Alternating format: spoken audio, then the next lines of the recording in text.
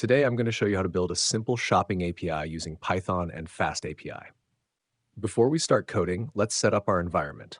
First, I created a virtual environment to keep everything clean and organized. A virtual environment is like a container where all the dependencies for our project are stored separately, so they don't interfere with other Python projects. After creating it, I activated the environment, which allows me to work inside that container.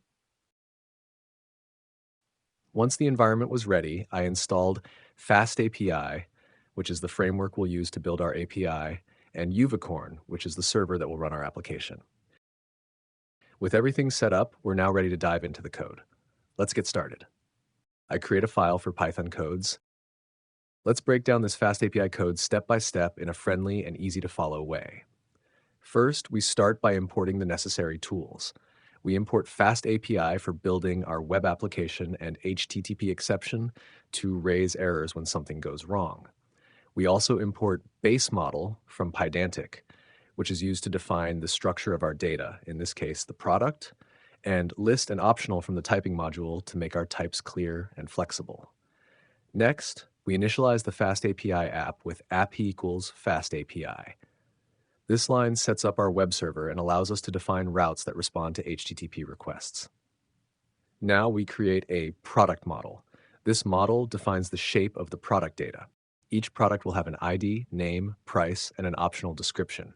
The description is optional because not every product needs a description, but if it's provided, it should be a string. To simulate a small database, we define a list called products that holds some sample product data. We have two products, a laptop and a smartphone, each with an ID, name, price, and a description. For the routes, we begin with the get route that fetches all products. This is done using the @app.get/products decorator.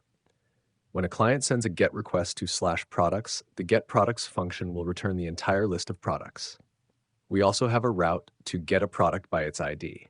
This is handled by another get route, where the URL includes product ID. The function getProduct will search for a product by its ID in the list. If the product is not found, we raise a 404 HTTP exception to let the user know that the product doesn't exist. Next, we create a route to add a new product. This is a post route, which is typically used for creating new data. The createProduct function checks if a product with the same ID already exists. If it does, it raises a 400 HTTP exception to prevent duplicates. If the ID is unique, the new product is added to the list and the created product is returned. Then we define a route to update an existing product. This is a put route, which is used for updating data. The updateProduct function searches for the product by its ID. If it's found, the product is updated with the new data. If not, a 404 HTTP exception is raised to inform the user that the product doesn't exist. Finally, we have a route to delete a product. This is a delete route. The deleteProduct function looks for the product by its ID. If it's found, the product is removed from the list and the deleted product is returned. If the product isn't found, we raise a 404 HTTP exception. All right, so let's open up the command prompt together. We'll run the command uvicorn main app to start the web server. This command will make our FastAPI application live on a local server. Now let's jump into Postman, which we can use to test our API. We can send different requests like get, post, put, and delete to the server and see the responses. It's super satisfying to test everything out and watch it all work smoothly. Let's try to see all the products in the database with a GET request. Instead of getting all products, you can retrieve a specific product using its ID. For example, I'll fetch the product with ID 1. Now let's try the product with ID 2. With a POST request, you can send data to the server. Just enter the values you want to send in the body section. When you click the button, the data is sent to the server and saved in the database. You can check the data you added using a GET request. With a PUT request, you can update data. Let's take a look at the product with ID 1, for example. I want to change the price value. I can do that with a PUT request. Just enter the updated values in the body section. You can check the updated data using a GET request.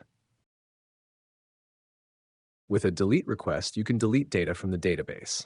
For example, I'll delete the product with ID 1. Now, the product with ID 1 is no longer in the database. You can confirm this with a GET request. I'll also try to delete the products with ID 2 and 3.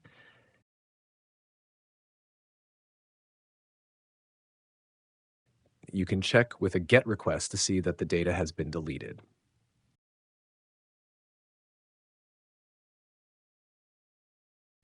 Now, there's no data left in the database on the server.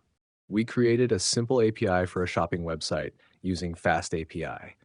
However, there are many other features of FastAPI that we didn't cover in this video. I've put together an awesome Python FastAPI playlist on my YouTube channel, and you can find the link to it in the video description. By following this playlist, you can learn even more about FastAPI. By becoming a member of the channel, you can support us and get access to lots of exclusive videos. Thanks for watching.